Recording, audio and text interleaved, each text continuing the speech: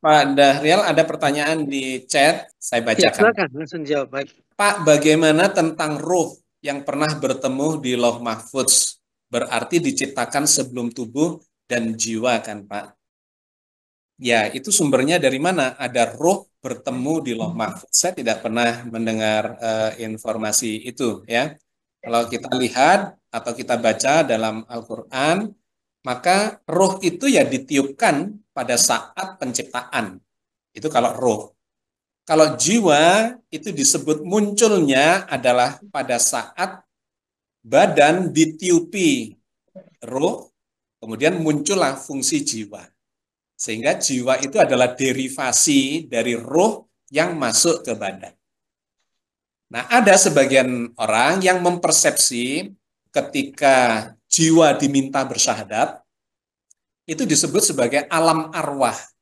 Nah, saya termasuk yang tidak sepakat, karena tidak ada kata ruh di dalam ayat itu.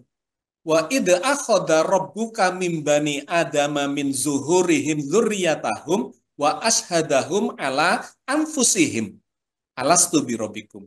Ingatlah ketika Allah mengeluarkan cikal bakal keturunan anak-anak Adam dari sulbinya min zuhurihim, dari tulang belakangnya, ya, letter lucknya itu adalah dari punggungnya, dari tulang belakangnya, zuhurihim dzurriyyatahum, keturunannya, jadi keturunan Adam itu. Kemudian apa yang disampaikan di kalimat berikutnya? Wa ashadahum ala anfusihim. Dan Allah meminta syahadat bagi anfusihim atau kepada anfusihim. Itu bukan arwahihim, bukan kepada rohnya, tetapi kepada anfus, jamak dari nafs. Jadi yang diminta bersyahadat itu bukan roh, yang diminta bersyahadat adalah nafs atau jiwa. Sehingga ini bukan alam arwah. Ya, kalau mau disebut sebagai alam, ini bukan alam arwah, ini adalah alam jiwa, di mana sebetulnya sudah ada badan primordial, karena sudah dipertemukan antara sel telur dan spermatozoanya, dan kemudian sudah ditiupi roh, dan kemudian muncullah entitas yang disebut sebagai nafs atau jiwa, yang sudah memiliki insting bawaan spiritualitas, karena pertanyaannya adalah kemudian, alastu birabbikum, apakah aku ini Tuhanmu? Gitu. Kemudian mereka mengatakan, qalu bala syahidna. Benar, engkau adalah atau kami bersaksi. Jadi saya kira itu jawaban terkait dengan pertanyaan yang pertama, tidak ada alam arwah itu, karena arwah itu tunggal. Arwah itu tidak banyak.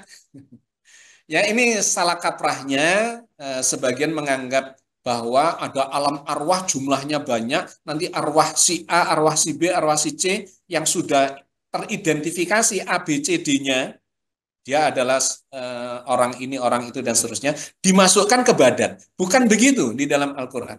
Kata roh di dalam Al-Quran itu tidak ada bentuk jamaknya. Arwah, diksi arwah itu tidak diketemukan di dalam Al-Quran. Arwah adalah jamak dari roh. Roh itu tunggal saja. Di dalam Al-Quran sebutan roh itu tunggal. Jadi saya pernah mencontohkan, kalau kita punya 10 komputer, maka badannya komputer itu bisa berbeda-beda. Itu ibarat badan kita, ya. Saya beda dengan Pak Daryal, dengan Pak Hamid, dengan Pak Imron, dengan Pak Sudarto, dengan ya kawan-kawan semua. Badan kita beda. Jiwa kita, nafs kita juga beda. Perilaku kita, behavior kita, sifat kita, ya, semuanya beda. Tetapi roh kita sama. Ibaratnya komputer itu, hardware-nya beda, software-nya beda-beda. Software itu jiwanya. Tapi listriknya sama. Roh kita sama. Nah, sehingga tidak ada alam arwah itu, ya langsung aja roh itu adalah eksistensi ketuhanan yang ditiupkan kepada badan dan muncullah derivasinya berupa jiwa manusia yang di situ sudah punya identitas. Jiwanya si A, jiwanya si B, jiwanya si C berbeda-beda.